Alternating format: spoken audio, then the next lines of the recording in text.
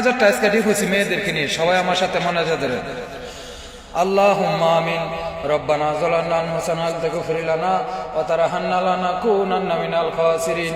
আয় রব্বুল আলামিন, আমি পাপী গুনাহগার বান্দা তোমার শাহী দরবারে দুইটা হাত বাড়াইলাম।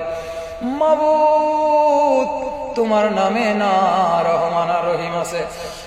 মাবুদ, তোমার নামে যখন রহমান আর রহিম আছে, আমরা সরল সোজা মানুষ, কেউ রিক্সা চালায়, কেউ বাস চালায়, কেউ জমিতে কাজ করি, আবার কেউ মা বাপ ছাইরা দূর প্রবাসে কাজ করে। মাবুদ, তোমার কাছে আমাদের ছেলেদের একটা দরখাস্ত, আমাদের জীবনে কোনোদিন ডিফুসি মেরে দিও না।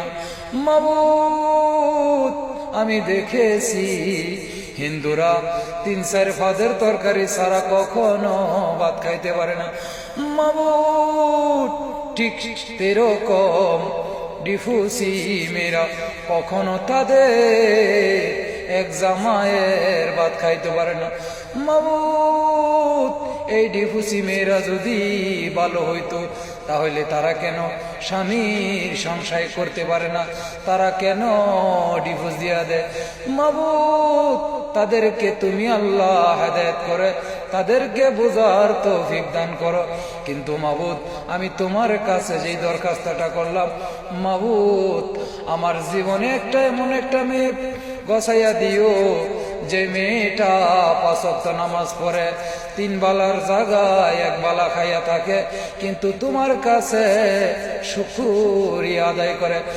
মাবুদ, তোমার কাছে বারবার বলি, কোন ডিফুসি মেয়ে আমার জীবনে জুড়াইয়া দিও না। আল্লাহ, আল্লাহ গো, এতক্ষণ মোনাজাত করলা, তুমি কবুল করার মালিক আল্লাহ, তুমি। আমিন।